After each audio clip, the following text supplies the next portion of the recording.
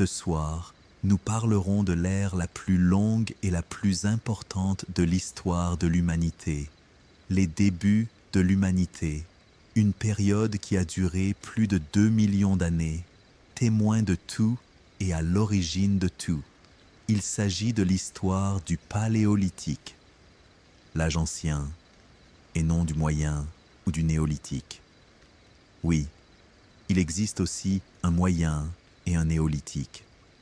Tout d'abord, je vous montrerai comment les premiers humains ont façonné un outil en pierre rudimentaire qui a bouleversé leur existence. Ensuite, vous découvrirez comment les humains ont découvert et maîtrisé le feu pour la première fois dans l'histoire. Puis, je vous raconterai la grande migration, la plus grande aventure de toute l'histoire de l'humanité. Ensuite, vous découvrirez l'histoire de la rencontre entre Homo sapiens et les Néandertaliens dans le froid européen. Comment ils ont vécu ensemble, se sont croisés et ont rivalisé jusqu'à l'extinction des Néandertaliens, nous laissant seuls. Enfin, je vous présenterai la grande révolution culturelle qui a vu naître pour la première fois la créativité artistique chez les humains.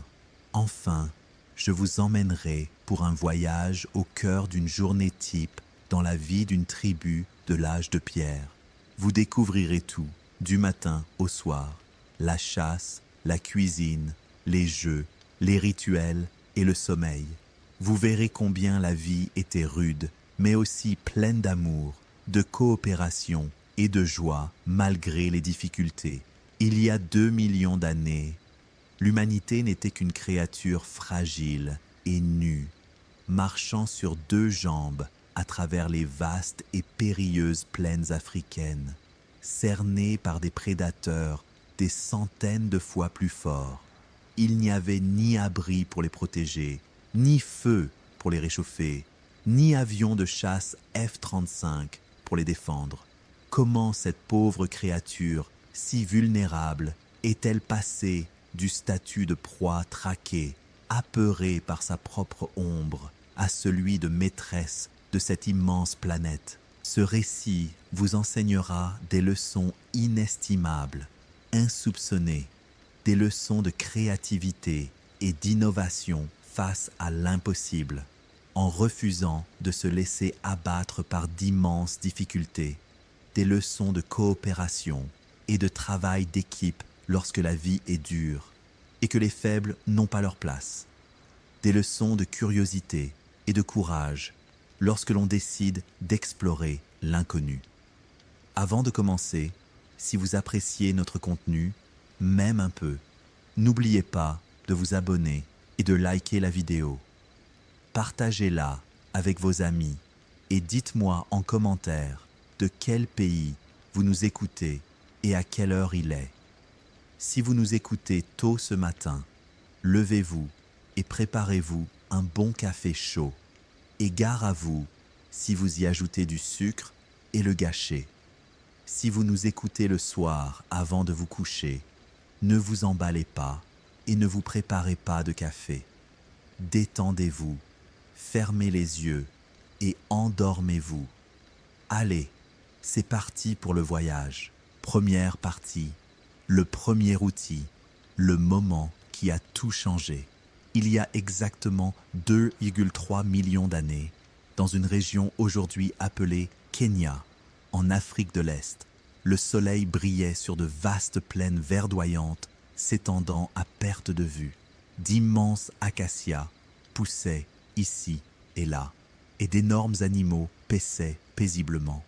Des éléphants gigantesques, de grandes girafes et d'innombrables troupeaux de zèbres et d'antilopes agiles. Mais ce paradis magnifique et paisible était en réalité un lieu de danger et de mort omniprésent. Des lions affamés rôdaient dans les hautes herbes, guettant le moment propice pour fondre sur leur proie. Des hyènes rusées erraient en meute, à l'affût de la moindre créature faible à déchiqueter. Et dans ce monde cruel, empli de brutalité et de sang, vivait une petite créature fragile appelée Homo habilis. Ce nom signifie « homme habile » en latin ancien, et nous découvrirons bientôt pourquoi il fut ainsi nommé.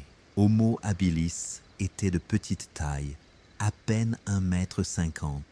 Son corps était maigre et frêle, couvert d'un pelage clairsemé, et son visage ressemblait davantage à celui d'un singe qu'à celui d'un homme moderne. Son cerveau était relativement petit, mais légèrement plus gros que celui des singes qui vivaient à ses côtés.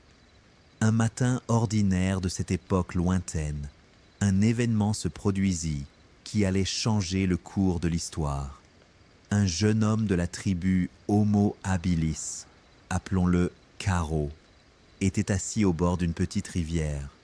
Il avait une vingtaine d'années, était amaigri par la faim, et son regard scrutait les alentours avec prudence.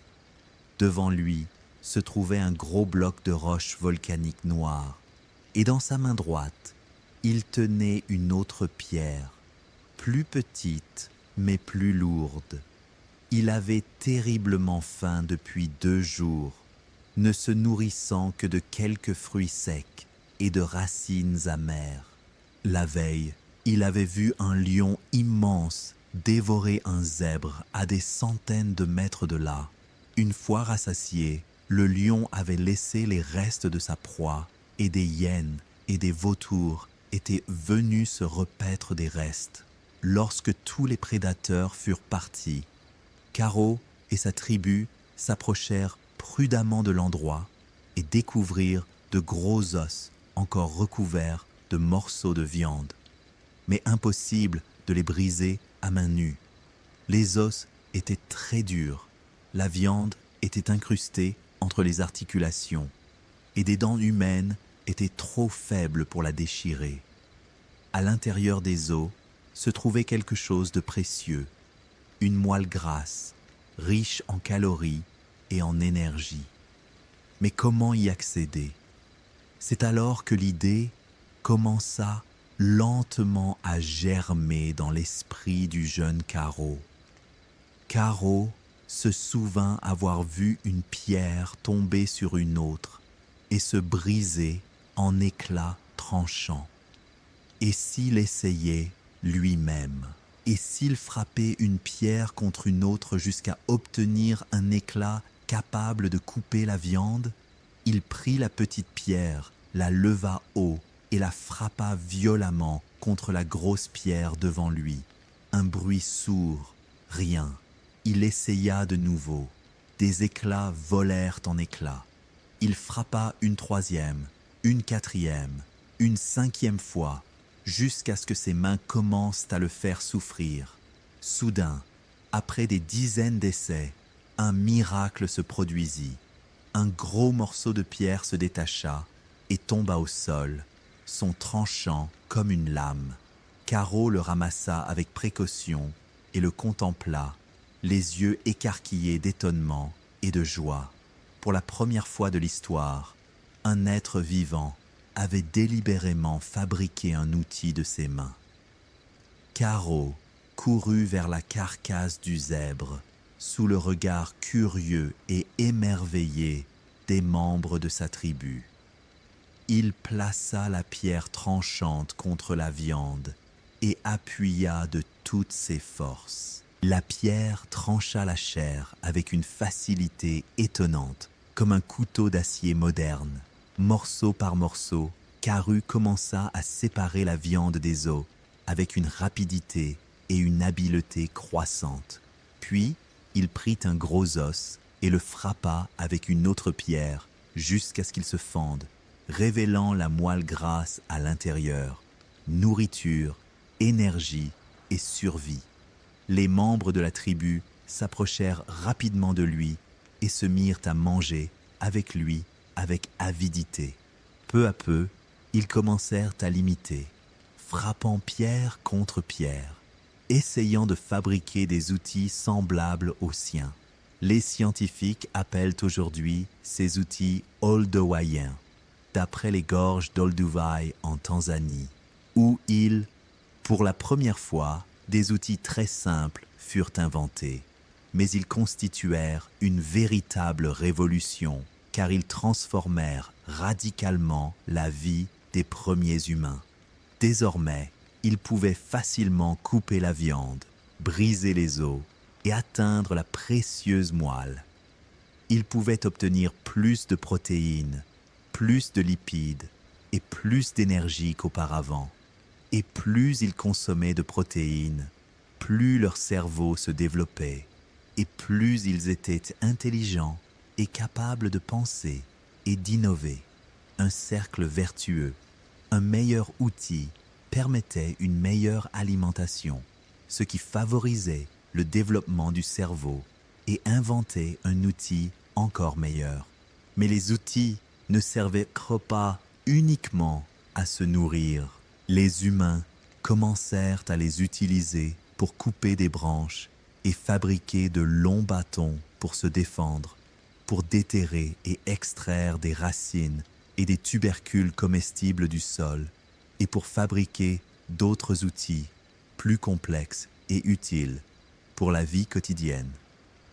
Lentement, pendant des milliers d'années, les outils s'améliorèrent, devenant plus précis et plus raffinés, passant de simples pierres cassées à des pierres soigneusement taillées aux arêtes vives, et d'un outil rudimentaire à une variété de couteaux, grattoirs, forêts et marteaux. L'humanité n'était plus une créature impuissante à la merci des caprices de la nature. Elle était devenue un être intelligent, capable d'utiliser son esprit pour résoudre des problèmes et créer des outils pour survivre. L'outil était un premier pas, mais insuffisant. Quelque chose d'autre les attendait, quelque chose de plus dangereux, de plus important et de plus puissant que n'importe quel outil au monde. Le feu, qui allait changer à jamais le destin de l'humanité. Deuxième partie, le feu, maîtriser la bête ardente. La nuit inoubliable. Des centaines de milliers d'années se sont écoulées depuis que Caro a façonné le premier outil en pierre. L'humanité a évolué, donnant naissance à une nouvelle espèce, plus intelligente et plus puissante, appelée Homo erectus, ou homme debout. Il doit son nom à sa posture parfaitement bipède, appuyé sur deux jambes longues et robustes. Il mesurait environ 1,8 mètres, avec un corps plus robuste et un cerveau bien plus développé que Homo habilis. Ces outils sont devenus plus performants et plus sophistiqués. Des haches à main magnifiquement façonnées, aux lames parfaitement alignées. Mais malgré tous ces progrès, l'humanité était toujours confrontée à un problème majeur, le froid. À cette époque, le climat oscillait constamment entre des périodes de chaleur et un froid glacial. Lorsque le froid s'installait, les températures chutaient brutalement, même au cœur de l'Afrique tropicale. Les nuits étaient mortelles, d'un froid mordant et d'une obscurité totale, emplie de bruits terrifiants. Les rugissements des lions et les rires frénétiques et horribles des hyènes. Les humains se réfugiaient dans des grottes ou sous les arbres, grelottant de froid et de peur toute la nuit, attendant avec impatience le lever du soleil pour retrouver chaleur et sécurité. Mais le feu existe dans la nature depuis toujours. La foudre frappe un arbre sec qui s'enflamme et se propage à travers la forêt à une vitesse effrayante. Les volcans entrent en éruption et projettent de la lave en fusion qui consume tout sur son passage. L'homme craignait énormément le feu et le fuyait, tout comme les autres animaux. Mais quelque chose commença lentement à changer dans l'esprit des premiers humains.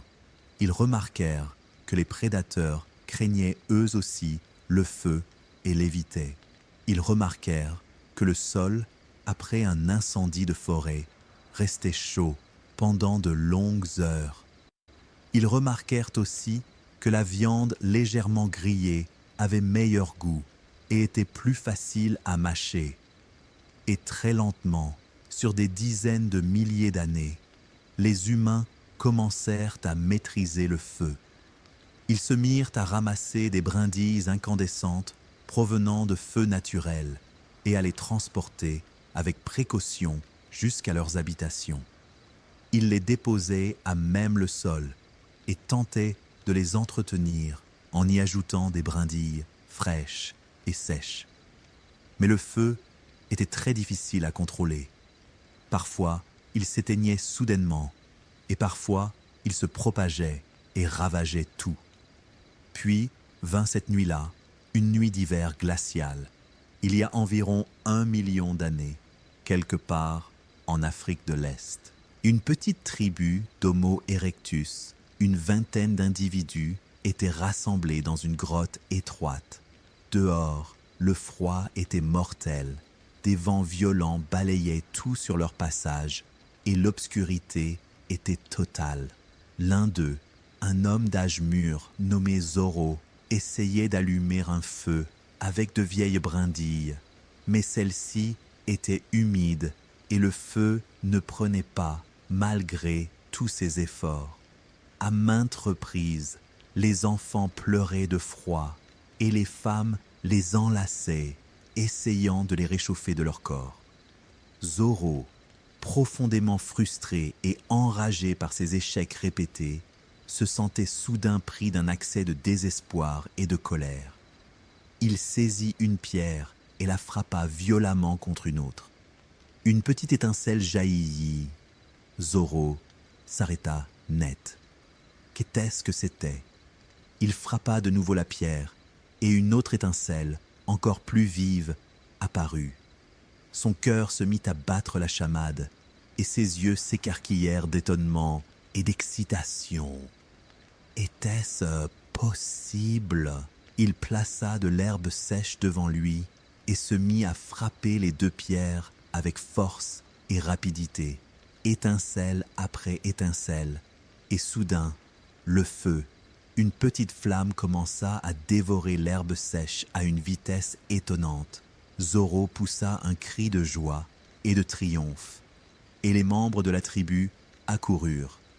Il ajouta de petites brindilles sèches au feu, puis des plus grosses, jusqu'à ce qu'il devienne un grand brasier flamboyant.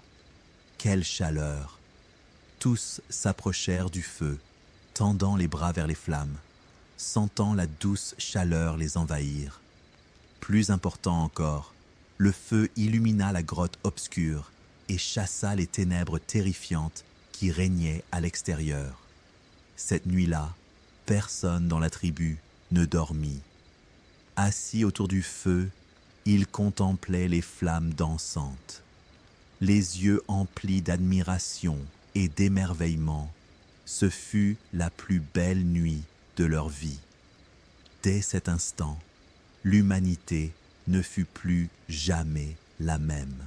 Ils devinrent des êtres capables de créer du feu à volonté, en entrechoquant des pierres ou en frottant des bâtons. Le feu changea tout dans la vie des premiers humains. D'abord, la chaleur. Les humains purent désormais vivre dans des régions froides et en haute montagne. Ensuite, la sécurité. Les prédateurs craignent le feu et évitent les zones où il brûle. Troisièmement, la lumière. Le feu illumine la nuit, dissipant les ténèbres effrayantes et procurant aux humains un sentiment de sécurité. Quatrièmement, la nourriture. La cuisson au feu changea tout radicalement. La viande cuite est plus facile à mâcher, plus savoureuse et plus sûre que la viande crue. La cuisson tue les germes et les parasites dangereux et permet aux aliments de se conserver plus longtemps. Plus important encore, les aliments cuits fournissent beaucoup plus d'énergie que les aliments crus. Les scientifiques pensent que la cuisson est la principale raison de l'augmentation substantielle de la taille du cerveau humain car celui-ci a besoin d'une quantité considérable d'énergie pour fonctionner, utilisant environ 20% de l'énergie corporelle. La pierre trancha la chair avec une facilité étonnante, comme un couteau d'acier moderne. Morceau par morceau, Karu commença à séparer la viande des os, avec une rapidité et une habileté croissantes. Puis, il prit un gros os et le frappa avec une autre pierre, jusqu'à ce qu'il se fende, révélant la moelle grasse à l'intérieur. Nourriture, énergie et survie. Les membres de la tribu s'approchèrent rapidement de lui et se mirent à manger avec lui, avec avidité. Peu à peu, ils commencèrent à l'imiter, frappant pierre contre pierre, essayant de fabriquer des outils semblables aux siens. Les scientifiques appellent aujourd'hui ces outils Oldowayen, d'après les gorges d'Olduvai en Tanzanie, où pour lui, les aliments cuits fournissent cette énergie mieux et plus rapidement que les aliments crus. Plus une personne consomme d'aliments cuits, plus son cerveau se développe et plus elle est intelligente et capable de raisonnement complexe. Au fil du temps, le feu est devenu le centre de la vie sociale des premiers humains. La nuit, ils se rassemblaient autour du feu, mangeaient ensemble, discutaient et se racontaient des histoires. Les enfants écoutaient les adultes, apprenant la chasse, les plantes et les prédateurs. Les adultes, à leur tour, transmettaient connaissances et expériences de génération en génération autour du feu chaleureux et crépitant. Le feu n'était pas seulement un outil de survie, il était un symbole de civilisation, de progrès et d'intelligence humaine. C'est ce qui a définitivement et incontestablement distingué les humains du reste des animaux. Mais la maîtrise du feu a ouvert une nouvelle porte à l'humanité, une porte qu'elle n'avait jamais imaginée auparavant. Avec la chaleur, la sécurité et une nourriture saine, les humains ont commencé à penser à quelque chose de totalement nouveau. Qu'y avait-il au-delà de l'Afrique? Qu'y avait-il au-delà de l'horizon lointain? Un lieu que personne n'avait jamais atteint auparavant. Et c'est ainsi que commença la plus grande aventure de toute l'histoire de l'humanité, la Grande Migration. Troisième partie, la Grande Migration, un voyage vers l'inconnu. Pourquoi les humains quittent-ils leur terre natale? Il y a environ 2 millions d'années, tous les humains vivaient exclusivement en Afrique. Berceau de l'humanité, l'Afrique est le lieu d'apparition des premiers humains sur Terre.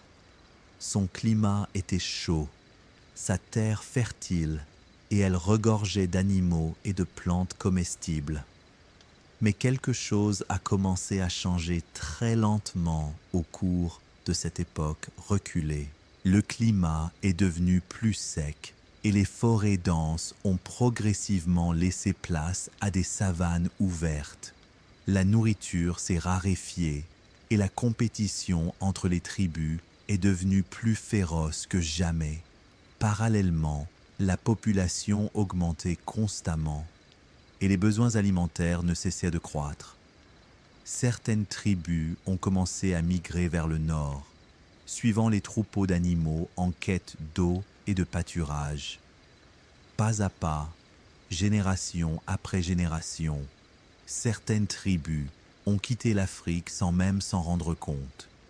Ce n'était ni une décision consciente, ni un plan précis.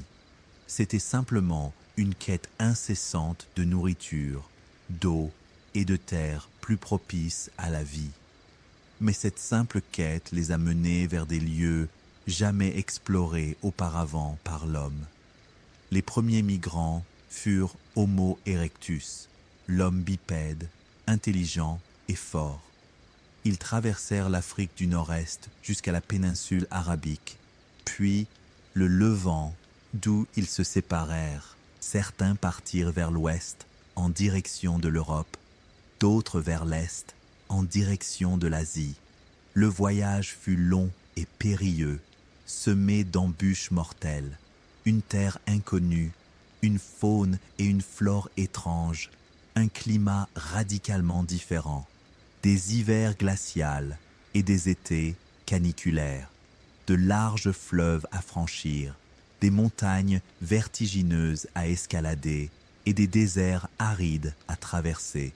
Nombreux furent ceux qui périrent en chemin, victimes de la faim, du froid, des maladies et des prédateurs.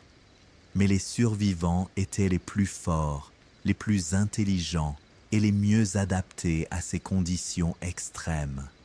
Lentement, au fil de centaines de milliers d'années, les humains se répandirent partout. En Asie, ils atteignirent la Chine, l'Indonésie et même l'île lointaine de Java. En Europe, ils s'établirent en Espagne, en France, en Allemagne et dans les Balkans. Chaque groupe s'adapta différemment à son nouvel environnement. Dans les régions froides, leur corps devint plus court et plus robuste pour mieux conserver la chaleur. Dans les régions chaudes, ils conservèrent une silhouette élancée pour se rafraîchir rapidement. Au cours de cette très longue période, de nouveaux types d'humains sont apparus en divers endroits. En Europe et en Asie occidentale, un nouveau type très robuste a émergé, Homo neanderthalensis. En Asie orientale, Homo erectus a continué de vivre. Il a évolué lentement pendant plus d'1 million d'années. Ailleurs, des espèces mystérieuses comme les Denisoviens, dont nous savons très peu de choses, sont apparues. Mais en Afrique même, quelque chose d'autre se produisait, quelque chose qui allait tout changer. Un type d'humain entièrement nouveau se développait, un type plus intelligent et créatif que tous ceux qui l'avaient précédé, un type qui allait se répandre sur toute la terre et dominer tous les autres, Homo sapiens, l'humain sage. 4e partie, l'essor d'Homo sapiens et la rencontre avec les Néandertaliens, la grande révolution cognitive. Il y a environ 300 000 ans, quelque part en Afrique de l'Est, une nouvelle espèce humaine, Homo sapiens, l'humain moderne, celui dont nous écoutons parler aujourd'hui, a émergé. Physiquement, il n'était pas très différent des autres espèces, peut-être un peu plus grand et plus mince, mais son cerveau était complètement différent, plus grand, plus complexe et capable de penser d'une manière inédite. L'Homo sapiens pouvait penser de façon abstraite et symbolique, imaginant des choses qui n'existaient pas. Il pouvait planifier un avenir lointain et se souvenir du passé avec une grande précision. Il pouvait communiquer avec les autres grâce à un langage complexe, riche en vocabulaire et en expressions. Mais surtout, il pouvait imaginer et croire en des choses invisibles, Dieu, esprit, récit et mythe. Cette capacité à croire en des idées abstraites a permis à l'Homo sapiens de coopérer à grande échelle, car une tribu n'était plus seulement une petite famille unie, elle était devenue un vaste groupe partageant les mêmes dieux, les mêmes récits, les mêmes lois et coutumes. Cette formidable coopération a conféré à l'Homo sapiens une puissance inégalée par aucune autre espèce. Pendant des dizaines de milliers d'années, l'Homo sapiens a vécu exclusivement en Afrique, évoluant et devenant de plus en plus intelligent. Mais il y a environ 70 000 ans, un événement majeur s'est produit. Une révolution cognitive, un bond en avant considérable dans les capacités mentales et culturelles de l'Homo sapiens. Les scientifiques ignorent la cause exacte de ce changement. Peut-être s'agissait-il d'une légère mutation génétique au niveau du cerveau. Mais le résultat fut sans équivoque. Les humains devinrent soudainement plus créatifs et innovants que jamais. Les outils se diversifièrent et gagnèrent en précision. Aiguilles en os pour coudre les vêtements, longues lances légères à pointe de pierre acérée pouvant être lancées à distance, hameçons pour la pêche et filets en fibres végétales.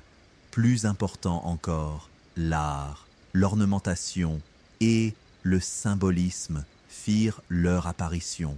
Colliers de coquillages et de perles colorées portés autour du cou, dessins sur les pierres et les parois des grottes racontant des histoires et des événements marquants, et rites funéraires spécifiques, incluant le dépôt d'outils et de nourriture auprès des défunts pour l'au-delà. Tout cela converge vers une conclusion. Homo sapiens avait développé une profonde conscience spirituelle et artistique. C'est à cette époque que certains Homo sapiens décidèrent de quitter l'Afrique. Mais l'Europe n'était pas vide. Elle était habitée par des populations autochtones qui y vivaient depuis des centaines de milliers d'années avant l'arrivée d'Homo sapiens, les Néandertaliens. Néandertaliens contre Homo sapiens. Les Néandertaliens étaient des créatures étonnantes à tous égards. Légèrement plus petits que les Homo sapiens, mais beaucoup plus forts, avec des muscles massifs et des os épais et robustes. Leur cerveau était très volumineux, légèrement plus gros que celui des Homo sapiens. Ils ont vécu en Europe et en Asie occidentale pendant plus de 300 000 ans, parfaitement adaptés au froid rigoureux. Leur corps trapu et robuste était idéal. Pour survivre aux rudes hivers européens, l'homme de Néandertal était un chasseur habile et puissant, n'hésitant pas à chasser mammouths, bisons et ours massifs. Il utilisait de lourdes lances lors de combats rapprochés contre des proies dangereuses. Il prenait soin des membres malades et blessés de sa tribu. On a retrouvé des squelettes de Néandertaliens âgés, dont certains avaient vécu plusieurs années malgré de graves blessures. Cela indique que les Néandertaliens éprouvaient des émotions, de l'empathie et de la compassion pour leur peuple. Ils enterraient parfois leurs morts avec des outils et des fleurs, signe de spiritualité. Ils utilisaient des couleurs et des ornements. Des coquillages colorés et des plumes d'oiseaux ont été découverts sur des sites néandertaliens. En résumé, les Néandertaliens n'étaient pas les monstres sans âme que l'on a longtemps imaginés. C'étaient des êtres humains, intelligents, forts et prospères, qui ont vécu et prospéré en Europe pendant des centaines de milliers d'années. Mais lorsque l'Homo sapiens est arrivé en Europe, un événement étrange et tragique s'est produit. Au départ, la rencontre fut relativement pacifique. Néandertaliens et Homo sapiens cohabitèrent pendant des millénaires, échangeant outils et connaissances, et peut-être même se mariant et ayant des enfants ensemble. Grâce à l'analyse ADN, les scientifiques savent aujourd'hui que la plupart des humains modernes possèdent des gènes néandertaliens. Environ 1 à 4% des gènes humains modernes proviennent des néandertaliens. Cela signifie que Homo sapiens et néandertaliens se sont effectivement mariés et ont eu des enfants ensemble. Mais malgré cette coexistence et ces croisements limités, la concurrence pour les ressources était féroce. Nourriture, eau, grottes et territoires de chasse étaient rares. Et Homo sapiens possédait un avantage considérable sur les Néandertaliens, la coopération. Les Néandertaliens vivaient en petits groupes, familles ou tribus de 20 à 30 individus tout au plus, tandis que Homo sapiens pouvait coopérer au sein de groupes beaucoup plus importants, des centaines, voire des milliers d'individus, grâce à un langage complexe et à la capacité de croire en des concepts abstraits et des récits partagés. Cette coopération étendue permit à Homo sapiens de mieux contrôler les ressources.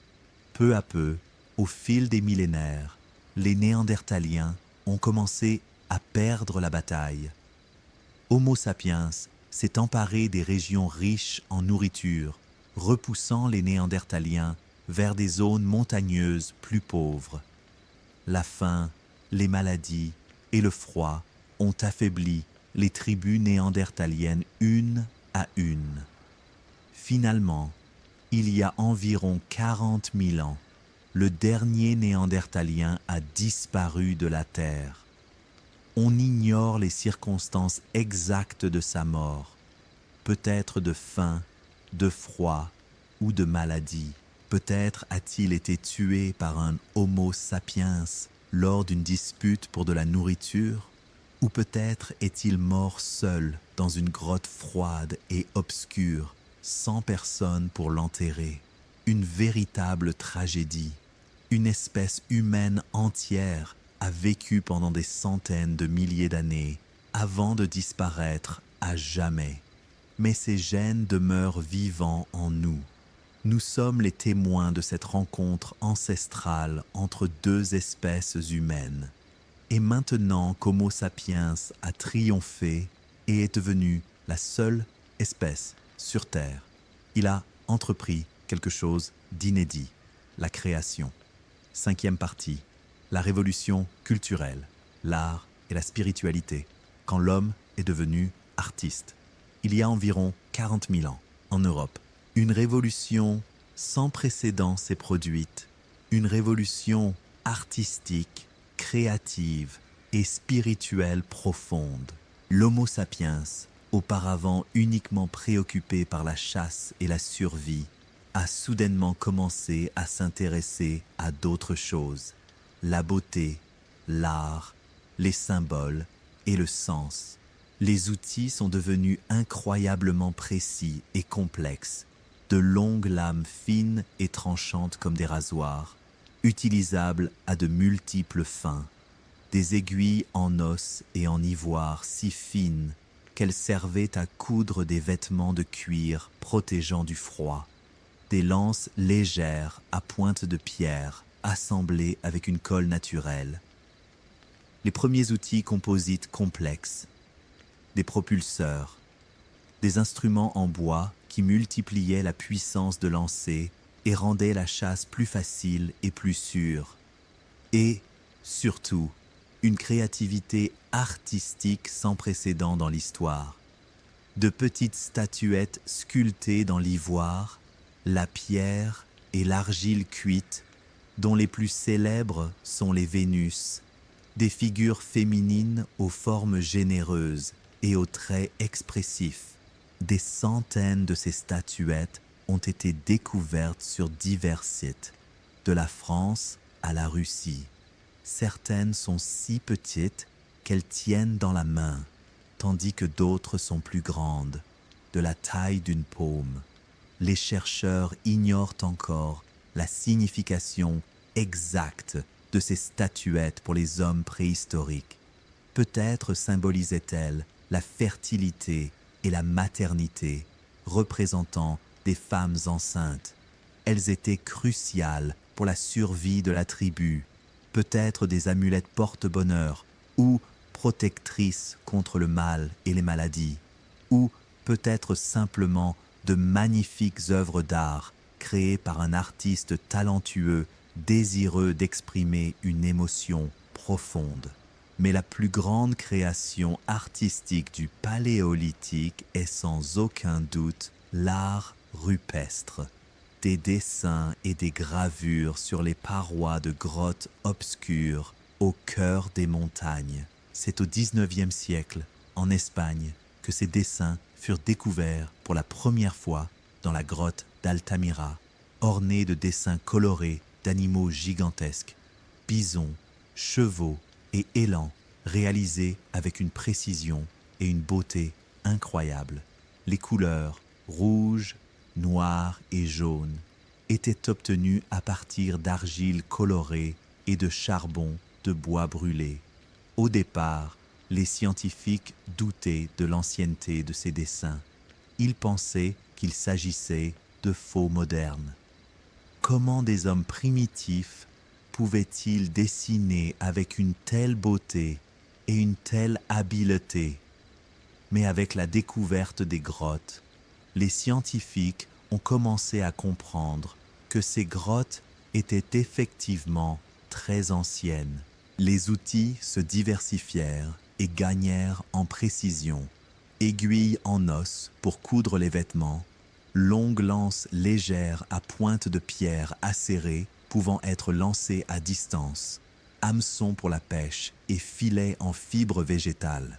Plus important encore, l'art, l'ornementation et le symbolisme firent leur apparition. Colliers de coquillages et de perles colorées portés autour du cou, dessins sur les pierres et les parois des grottes racontant des histoires et des événements marquants, et rites funéraires spécifiques, incluant le dépôt d'outils et de nourriture auprès des défunts pour l'au-delà. Tout cela converge vers une conclusion. Homo sapiens avait développé une profonde conscience spirituelle et artistique. C'est à cette époque que certains Homo sapiens décidèrent de quitter l'Afrique. Les peintures rupestres de France et d'Espagne témoignent du talent artistique exceptionnel des hommes préhistoriques. La plus célèbre d'entre elles est la grotte de Lascaux, dans le sud de la France, découverte en 1940 par 4 adolescents qui jouaient en forêt. Ils y pénétrèrent par hasard et se retrouvèrent dans une immense salle tapissée de peintures colorées. Taureaux, chevaux, cerfs et créatures étranges, dont certaines ont disparu depuis longtemps. Les couleurs sont encore si vives et éclatantes, comme si elles avaient été peintes hier, et non il y a 17 000 ans. Les artistes préhistoriques ont utilisé toutes les techniques possibles pour rendre leurs peintures si réalistes et vivantes. Ils ont exploité les contours naturels des parois pour donner du volume aux animaux, en ont représenté certains avec 8 pattes pour suggérer le mouvement et la vitesse, et ont joué avec les ombres et la lumière pour leur donner vie. Lorsqu'ils se déplaçaient dans l'obscurité de la grotte, munis d'une torche faite de graisse en combustion, les ombres dansantes sur les parois donnaient l'illusion du mouvement et de la course des animaux. Un véritable cinéma préhistorique. Mais pourquoi les hommes préhistoriques ont-ils peint ces images au plus profond de ces grottes obscures?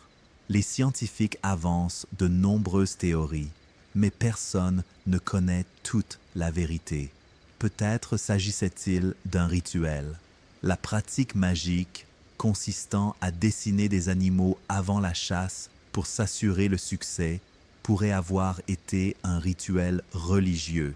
La grotte était un lieu sacré pour communiquer avec les esprits et les dieux. Peut-être était-ce une façon d'enseigner aux jeunes la chasse et les différentes espèces animales. Ou peut-être était-ce simplement de l'art. L'être humain a un besoin inné de s'exprimer. Outre les animaux, on trouve aussi d'étranges dessins, des formes géométriques, des points et des lignes. Certains chercheurs pensent qu'il s'agit de symboles linguistiques, la première tentative d'écriture de l'histoire, tandis que d'autres pensent qu'il s'agit de cartes des étoiles, les premières observations astronomiques de l'histoire de l'humanité. On trouve également des dessins de mains humaines, des empreintes de mains sur la paroi. L'artiste posait sa main sur la paroi puis soufflaient de la peinture autour, la faisant apparaître blanche, comme pour dire « J'étais là, j'existe, souvenez-vous de moi ». Un message d'un être humain ayant vécu il y a 30 000 ans nous parvient aujourd'hui. Parmi les grottes les plus célèbres figure la grotte Chauvet, en France, découverte en 1994. Elle renferme des dessins très anciens, vieux, de plus de 30 000 ans. Les plus anciennes peintures rupestres connues à ce jour. Ce qui est étonnant, c'est la maîtrise exceptionnelle de ces dessins. Il ne s'agit pas de simples dessins primitifs, mais d'œuvres raffinées et sophistiquées, comme si elles avaient été réalisées par un artiste professionnel. Cela démontre que l'art n'a pas évolué lentement du simple au complexe. Il est apparu soudainement à un niveau très élevé dès l'origine. Quelque chose a changé dans l'esprit humain, libérant tout le potentiel de la créativité artistique. Parallèlement à l'art, on observe également un développement significatif des rituels spirituels et religieux. Les rites funéraires se sont complexifiés. Les tombes étaient ornées de fleurs, de coquillages et de perles. Le défunt était enterré avec ses objets préférés, de la nourriture et des boissons pour son voyage dans l'au-delà. Les tombes contenaient d'énormes quantités de perles, des dizaines de milliers de minuscules perles. La fabrication de ces perles exigeait des milliers d'heures de travail méticuleux et minutieux. Cela indique que le défunt était une personne très importante, un chef, un prêtre ou un grand chasseur, et que la tribu était prête à consacrer un temps et des efforts considérables à lui rendre hommage après sa mort.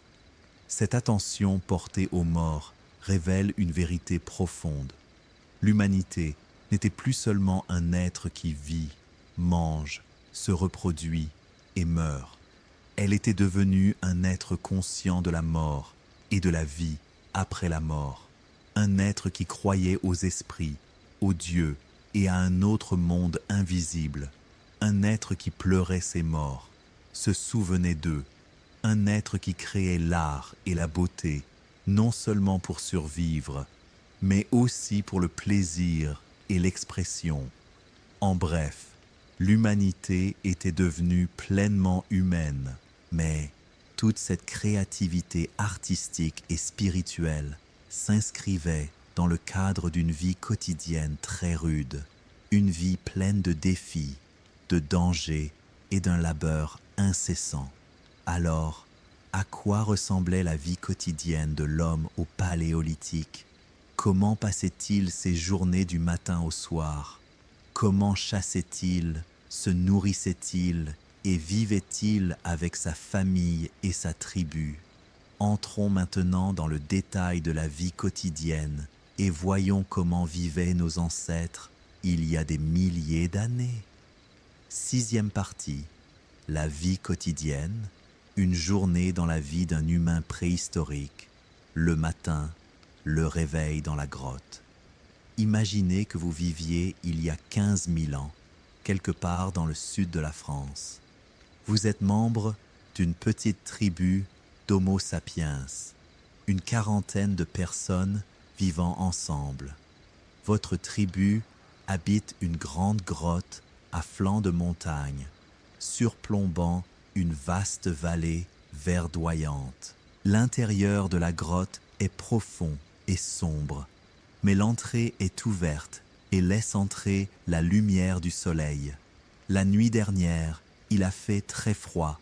L'hiver est encore rigoureux malgré l'approche du printemps. Mais le feu a brûlé toute la nuit, nous réchauffant et repoussant les prédateurs affamés. Chaque nuit, un membre de la tribu veillait sur le feu et l'alimentait. L'aube se lève. La faible lumière grise pénètre lentement dans la grotte. Les oiseaux commencent à chanter dehors et l'on entend le murmure, une petite rivière qui coule dans la vallée au pied de la montagne. Le premier à se réveiller est Caro, un chasseur de 25 ans de la tribu. Il ouvre lentement les yeux et observe les alentours. Des familles dorment à même le sol, enveloppées dans des peaux de bêtes. Les enfants dorment près de leur mère et les hommes plus âgés dorment près de l'entrée de la grotte. Pour assurer la garde, le feu brûle encore, bien que faiblement. Caro se lève et y ajoute quelques brindilles sèches. Les flammes reprennent et une douce chaleur se répand peu à peu dans la grotte froide. Caro tend la main vers le feu pour le réchauffer, puis s'essuie le visage avec de l'eau froide, puisée dans une outre remplie d'eau. Il contemple sa longue lance, faite d'un bois robuste et munie d'une pointe de pierre acérée. Aujourd'hui sera un jour important. La tribu a décidé de chasser un mammouth. Le mammouth, cet éléphant géant recouvert d'une épaisse fourrure, était le trophée ultime pour tout chasseur. Un seul mammouth pouvait nourrir toute la tribu pendant des semaines. Sa viande était riche en protéines et sa graisse fournissait une énergie considérable durant le froid hivernal. Ses os et ses défenses servaient à fabriquer des outils, des armes et des abris. Sa peau épaisse convenait à la confection de vêtements et de couvertures robustes contre le froid. Mais la chasse au mammouth n'était jamais chose facile. Elle était très dangereuse et exigeait une planification minutieuse. Un mammouth pesait environ 6 tonnes, des centaines de fois plus qu'un être humain. Ses énormes défenses recourbées pouvaient tuer une personne d'un seul coup. Et si un mammouth se mettait en colère et attaquait les chasseurs, le résultat était forcément catastrophique. C'est pourquoi la chasse nécessitait la coopération de tous les membres du groupe. La tribu, capable de se battre, se prépare stratégiquement pour la chasse. Peu à peu, les membres de la tribu s'éveillent un à un. Les femmes commencent à préparer un petit déjeuner simple, de la viande séchée, reste de la chasse de la veille, et des racines et des fruits secs cueillis ces derniers jours dans la forêt voisine. Les enfants se réveillent et jouent près du feu sous l'œil vigilant de leur mère. Les hommes, une quinzaine de chasseurs, se rassemblent en cercle près de l'entrée de la grotte. Le chef de la tribu, un homme d'une quarantaine d'années nommé Taureau, commence à expliquer le plan. La veille, les éclaireurs ont repéré un petit troupeau de mammouths broutant dans la vallée, à 2 heures de marche. Le troupeau est composé de 5 individus, un grand mâle, 3 femelles et un jeune mammouth. Le jeune mammouth est la cible, plus facile à chasser et moins dangereux que les adultes. Cependant, le problème est que la mère défendra farouchement son petit et tout le troupeau pourrait attaquer les chasseurs. Le plan consiste donc à séparer astucieusement les jeunes mammouths du troupeau. La moitié des chasseurs se cachera derrière des rochers d'un côté de la vallée, tandis que l'autre moitié apparaîtra devant le troupeau et provoquera un grand vacarme pour l'effrayer. Lorsque les mammouths s'enfuiront, ils tenteront de les guider vers un passage étroit entre les rochers. Le groupe caché se jettera alors sur le jeune mammouth et le séparera du troupeau. Ils lui lanceront ensuite des lances de toutes parts jusqu'à ce qu'il s'effondre, vidé de son sang. Un plan dangereux, mais le seul moyen de chasser un animal d'une telle taille. Chaque chasseur inspecte soigneusement ses armes, lances, couteaux de pierre et haches. Certains portent des torches faites de branches imbibées de graisse animale. Le feu effraie le mammouth. Les femmes donnent à chaque chasseur un morceau de viande séchée à manger en chemin. Les enfants regardent avec admiration et crainte leur père et leurs frères qui s'apprêtent à chasser. Lorsque le soleil est pleinement levé et a pris de l'altitude, les chasseurs quittent la grotte en silence et avec une extrême prudence. La chasse est une longue traque, 2 heures de marche rapide à travers la forêt dense et les vallées étroites. Les chasseurs se déplacent dans un silence complet. Le moindre bruit pourrait effrayer la proie. Ils ne communiquent que par gestes et chuchotements. Leurs yeux scrutent constamment le sol. Empreintes, excréments, branches cassées, chaque indice les guidera vers le mammouth. Et maintenant, enfin, ils atteignent le bord de la vallée et observent la vue depuis la colline. Là, au milieu de la vallée verdoyante, le troupeau broute paisiblement. Le mammouth géant, recouvert d'une longue fourrure brune, paraît immense et majestueux de loin. Le jeune mammouth joue près de sa mère, leur cible du jour. Taureau donne le signal. Le groupe se divise en 2 comme prévu. La moitié des chasseurs descend prudemment vers les rochers du versant est et se cache, tandis que l'autre moitié, avec Taureau, reste sur la colline, attendant le moment propice. Leur cœur s'emballe, l'adrénaline leur parcourt les veines. Soudain, le signal retentit.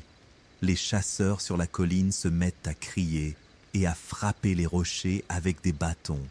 Un bruit assourdissant et terrifiant emplit la vallée et effraie le paisible troupeau.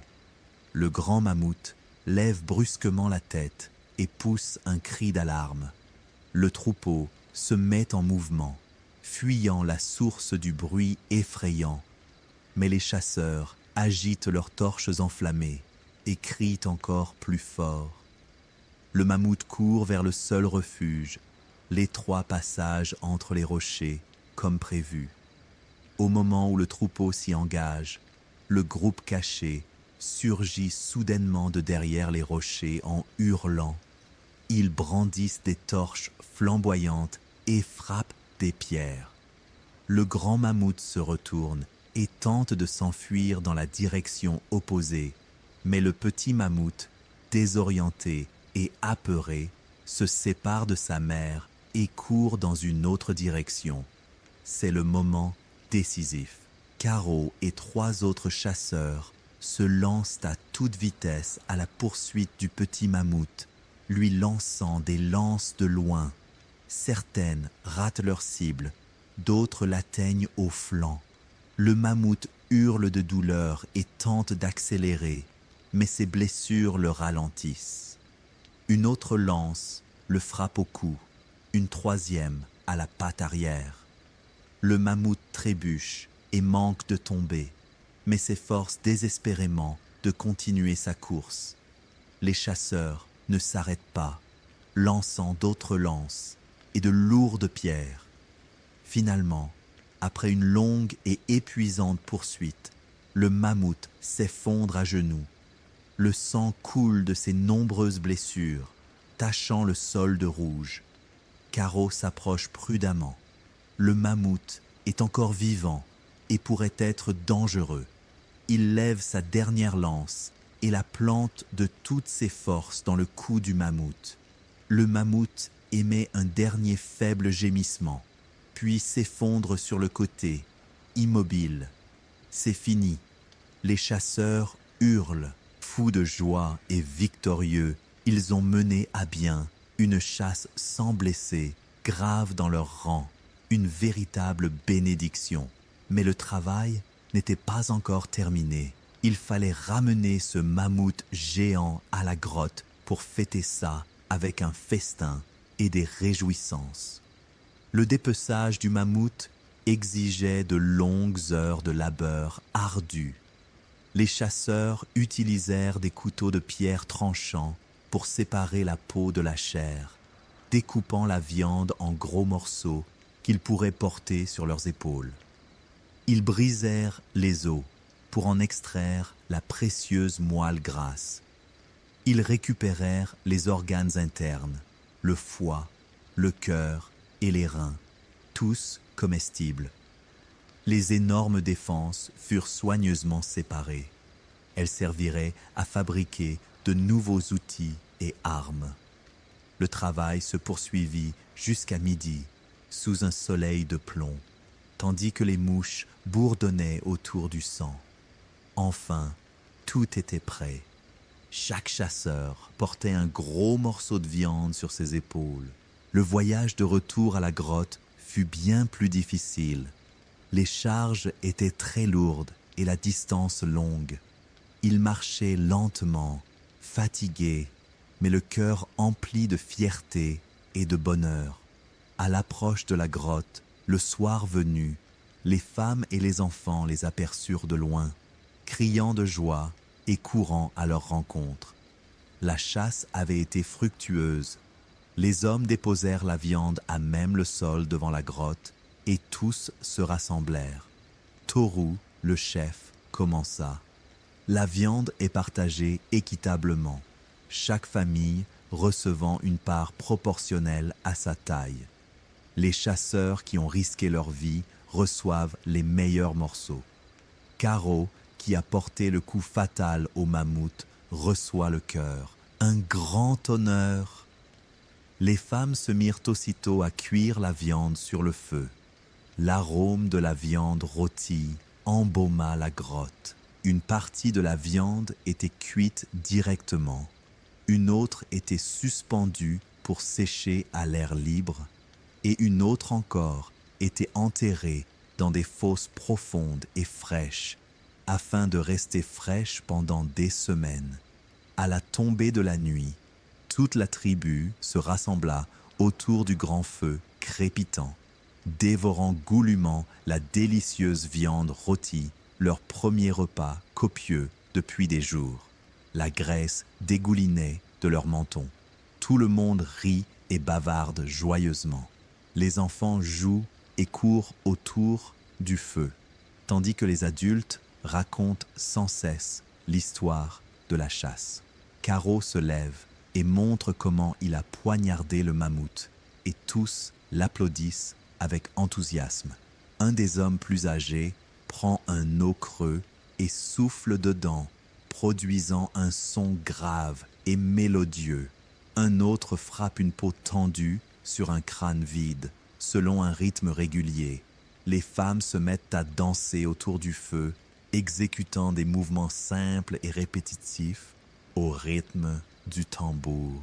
Peu à peu, tous se joignent à eux, hommes, femmes et même enfants, dansant et chantant une chanson sans paroles, faite uniquement de sons et de rythmes exprimant la joie et la gratitude. Merci aux esprits qui leur ont offert le mammouth. Merci aux courageux chasseurs. Merci à la vie elle-même. Ces moments autour du feu sont les plus beaux de leur vie. Des moments où ils oublient la peur, la faim, le froid et le danger. Des moments où ils se sentent appartenir à une grande tribu, en sécurité et aimés. Les rôles et les tâches sont définis, chacun à sa place. Mais la vie à l'âge de pierre n'était pas faite que de chasse et de fêtes. Elle était rythmée par un travail quotidien, incessant, indispensable à la survie.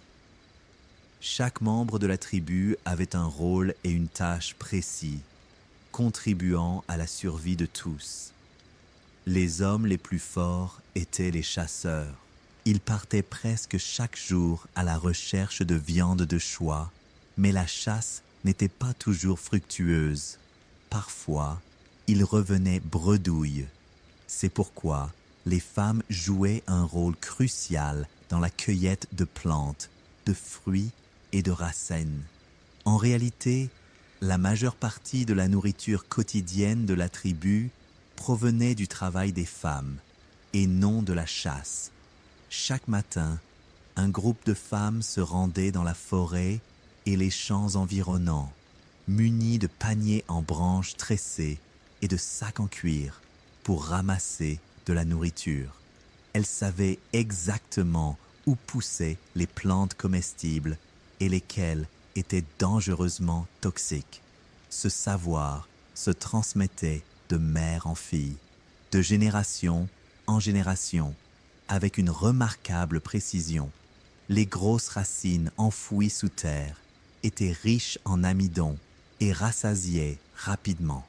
Les fruits de saison, comme les baies, les pommes sauvages et les noix, étaient riches en huile bénéfique. Les petites graines étaient moulues entre deux pierres pour obtenir une sorte de farine primitive. Les champignons et les herbes médicinales soignaient les maladies et les blessures avec une efficacité étonnante.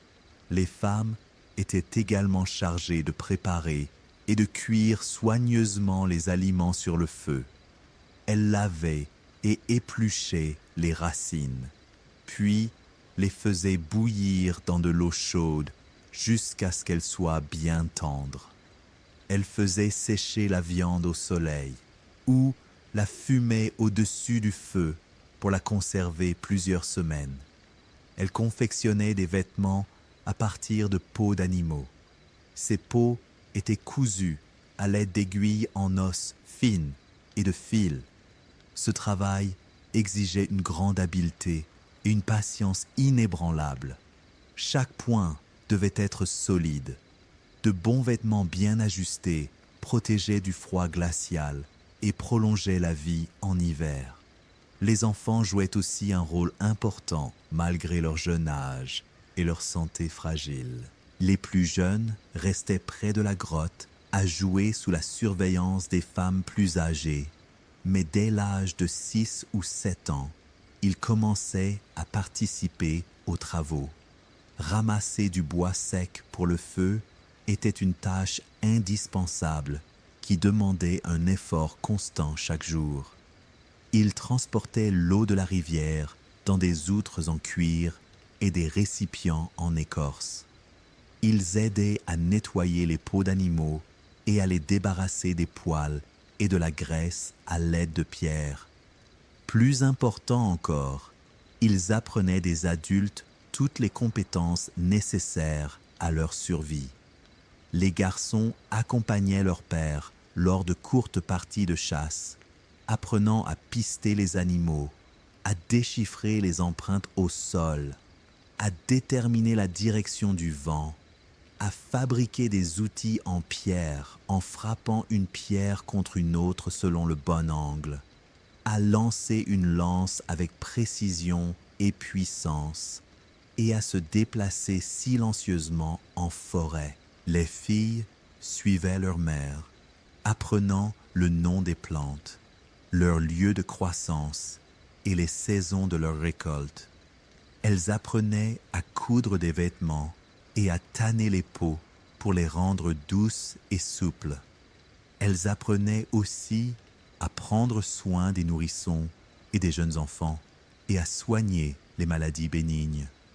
Tout ce savoir se transmettait oralement, sans écriture, sans école ni livre, uniquement par l'observation, l'imitation et une pratique continue jusqu'à ce que l'enfant maîtrise parfaitement la compétence.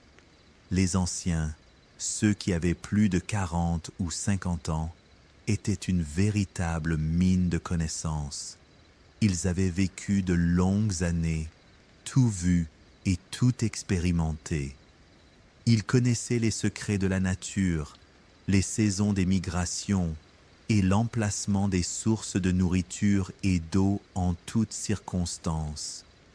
Ils connaissaient les récits ancestraux de leurs ancêtres, d'esprits, de dieux et de mythes. Le soir, autour du feu, les anciens se réunissaient et contaient des histoires aux jeunes d'une voix grave et douce.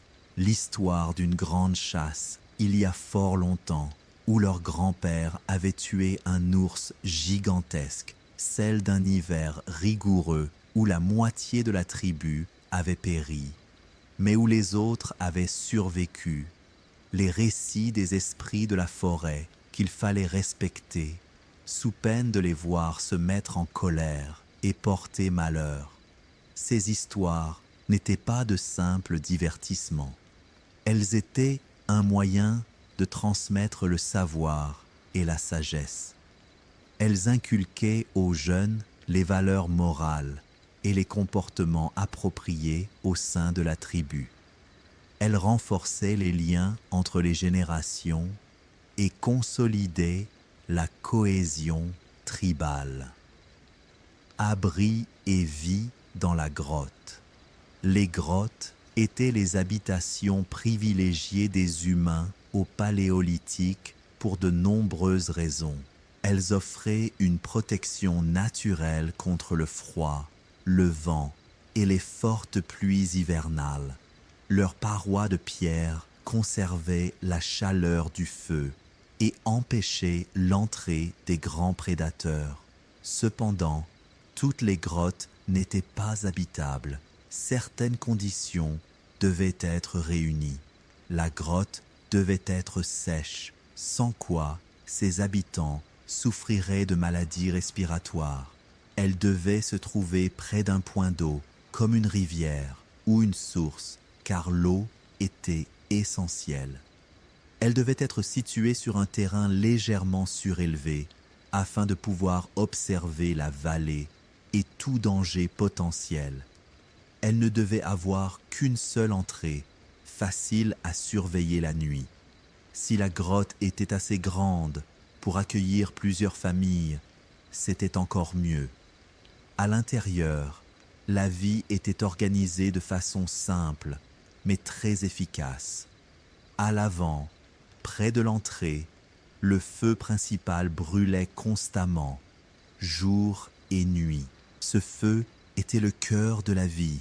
Il fournissait chaleur, lumière, cuisine et protection.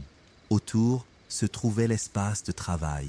Les femmes y cuisinaient et cousaient, tandis que les hommes fabriquaient des outils de pierre brisée, de vieilles lances, des ossements et des peaux d'animaux jonchaient le sol. Plus profondément dans la grotte se trouvaient les zones de couchage. Chaque famille disposait de son propre espace. Le sol était recouvert de peaux d'animaux douces, de branches sèches et d'herbes pour plus de chaleur et de confort. Durant les rudes hivers, ils dormaient très serrés les uns contre les autres pour échanger leur chaleur corporelle. Les jeunes enfants dormaient entre les deux.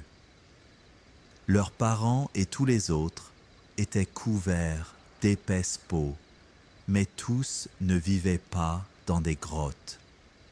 Certaines régions en étaient dépourvues. Dans les plaines ouvertes, les hommes construisaient des abris avec les matériaux naturels, de simples tentes faites de peaux d'animaux tendues sur une armature de branches robustes. Ailleurs, ils bâtissaient des abris avec d'énormes os de mammouth, un spectacle impressionnant. De grands os servaient de charpente, recouverts de peau et maintenus par de lourdes pierres. Ces abris étaient suffisamment solides pour résister aux vents violents et aux fortes chutes de neige. Un feu à l'intérieur procurait chaleur et lumière, comme dans les grottes naturelles.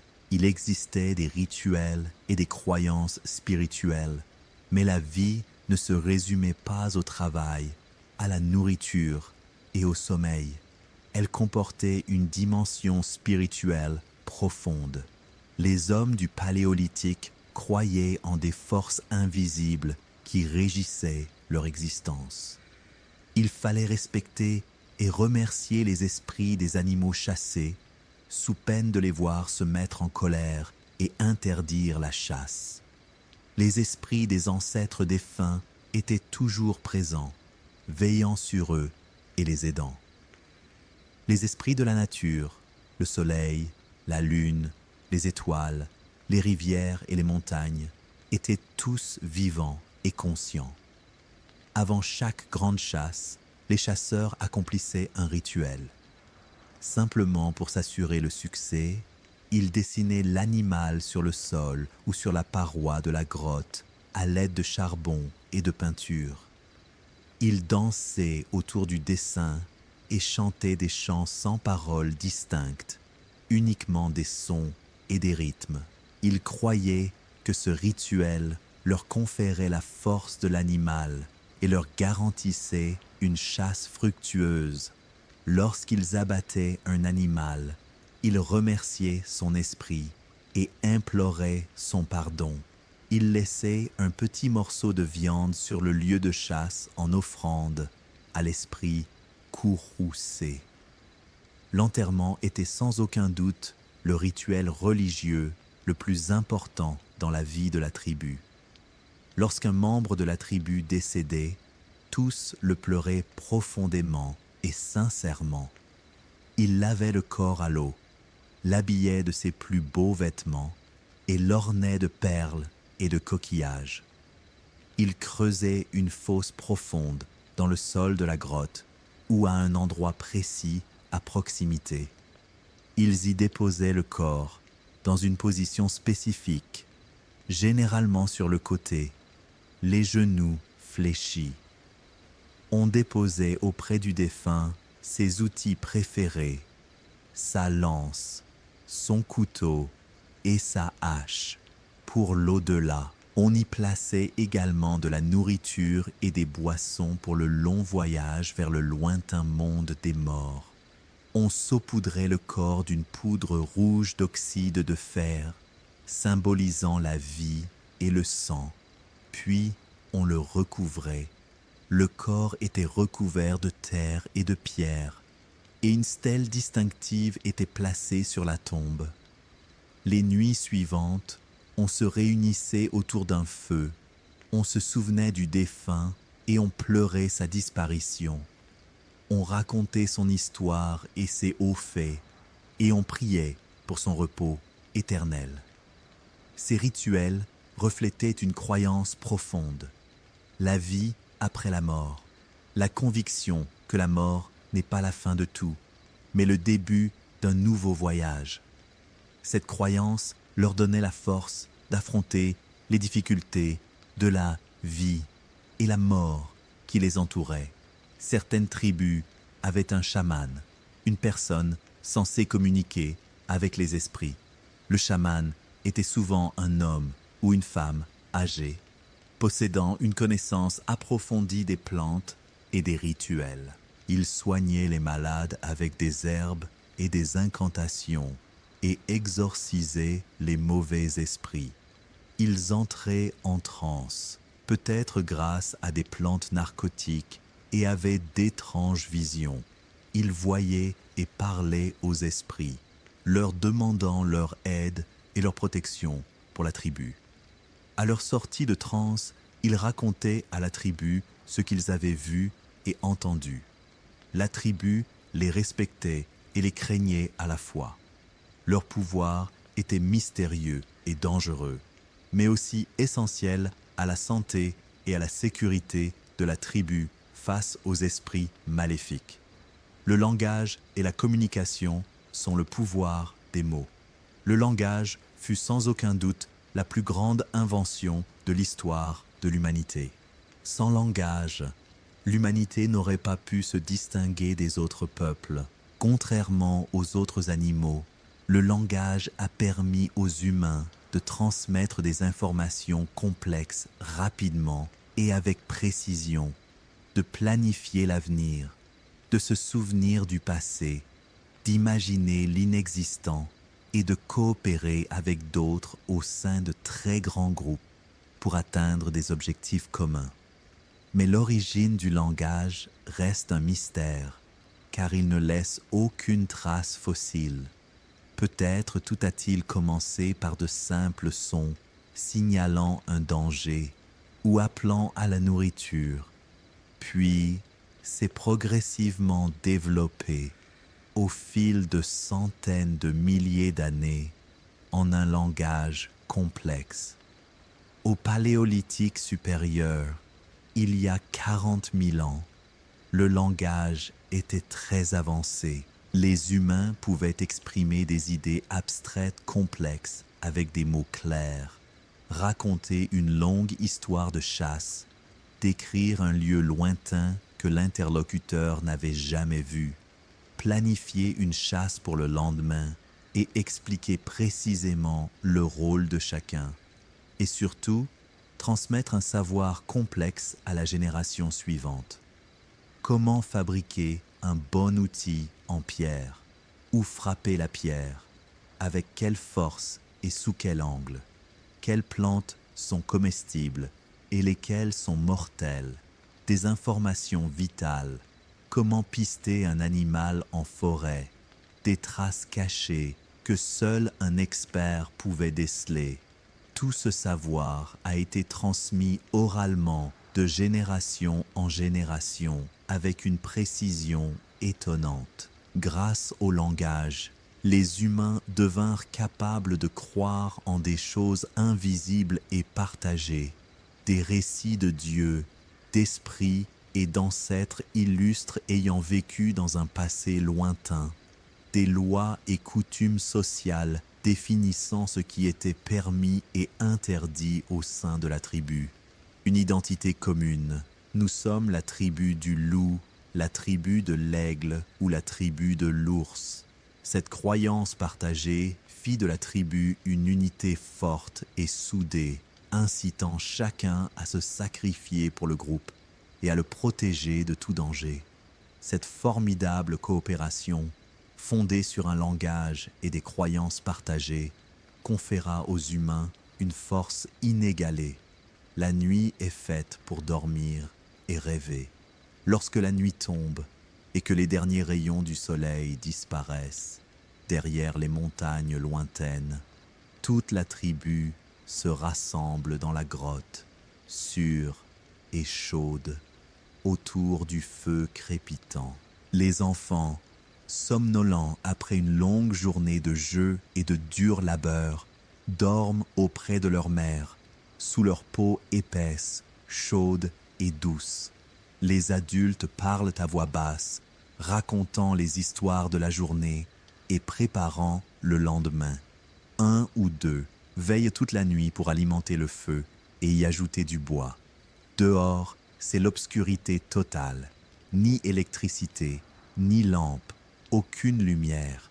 Seul le clair de lune et les étoiles illuminent l'immensité du ciel constellé de millions d'étoiles scintillantes. Les bruits de la nuit sont effrayants, le ululement des hiboux et les aboiements des renards. Au loin, on entend les hurlements des loups, parfois le bruit de pas lourds s'approchant de la grotte. Peut-être un ours ou un lion en quête d'une proie. Mais le feu protège la tribu. Les animaux craignent les flammes et ne s'aventurent pas trop près. Le gardien veille, à l'affût du moindre bruit, scrutant les ombres. Avec une grande prudence, sa lance à la main, prête à s'en servir au moindre danger. De longues heures de silence et d'attente suivirent jusqu'à ce que vienne son tour de se reposer. Durant leur sommeil, les hommes préhistoriques faisaient des rêves étranges, exaltants et effrayants, des rêves de chasse, d'animaux, d'esprits et de contrées lointaines et inconnues. Ils croyaient que les rêves étaient des messages des esprits et des dieux qu'il fallait déchiffrer. Au matin, le rêveur racontait son rêve et le chaman l'interprétait en expliquant sa signification cachée. Un rêve d'un grand animal pouvait annoncer une chasse fructueuse prochainement avec la permission des esprits. Un rêve d'eau abondante pouvait présager la pluie ou une crue dévastatrice. Un rêve de mort pouvait signifier que son esprit désirait quelque chose des vivants. La vie au Paléolithique était simple et pourtant riche de sens, rude et pourtant empreinte d'amour, de coopération et de solidarité.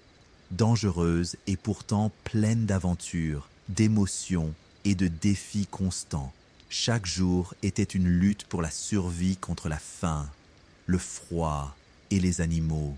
Mais c'était aussi une source de joie, de rire, de jeu, d'art et de musique. Une chance de tisser des liens humains profonds avec les membres de la petite tribu. Une chance de ressentir un sentiment d'appartenance à quelque chose de plus grand que soi, la tribu, la nature et l'univers. Maintenant que nous avons vu comment vivaient les humains au Paléolithique, il est temps de conclure ce long et magnifique voyage par un résumé qui en embrasse l'ensemble. Du bruit des pierres qui s'entrechoquent il y a 2 millions d'années, le grand voyage de l'humanité a commencé. De l'étincelle du premier feu qui a illuminé les ténèbres terrifiantes de la nuit, sont nés l'espoir et la force. Et d'une migration audacieuse hors d'Afrique, l'humanité s'est répandue aux 4 coins du monde. Les leçons claires et pratiques, cette longue histoire nous enseigne de grandes leçons applicables à nos vies aujourd'hui. Première leçon, l'innovation est synonyme de survie. Les humains préhistoriques ne possédaient pas la force physique, mais ils possédaient des esprits créatifs, capables de résoudre des problèmes. Face à un défi, ils n'ont jamais abandonné. Au lieu de cela, ils ont réfléchi et expérimenté jusqu'à trouver la solution idéale. De même, dans votre vie, l'intelligence et la créativité sont plus puissantes que la force physique ou l'argent. Deuxième leçon, la coopération est la force. Un individu faible, seul mais avec sa tribu, est devenu capable de chasser le mammouth géant.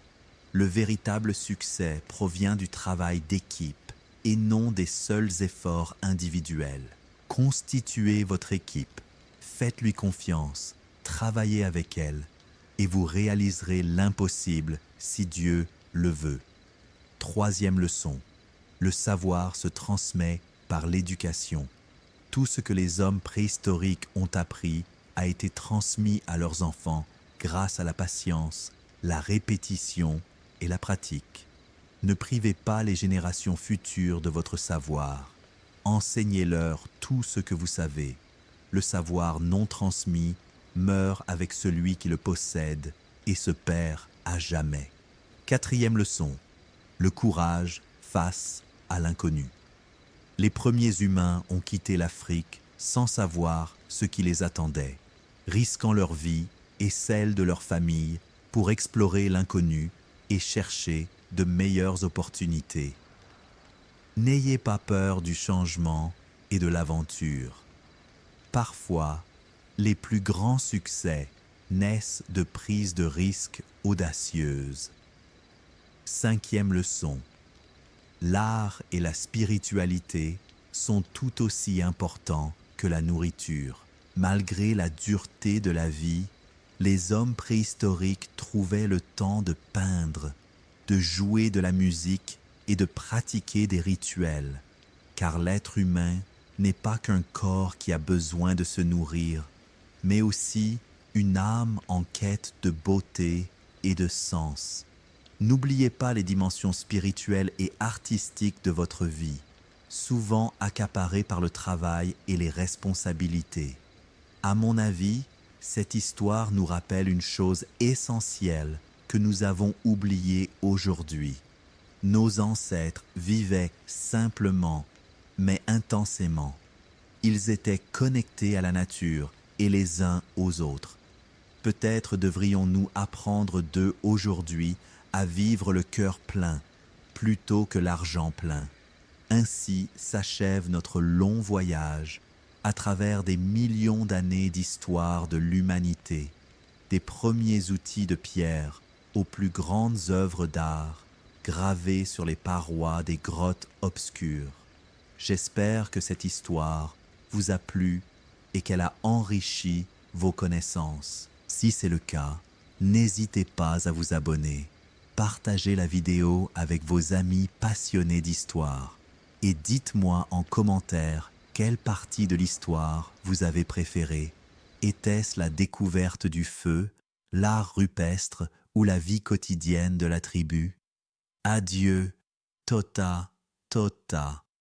L'histoire est terminée.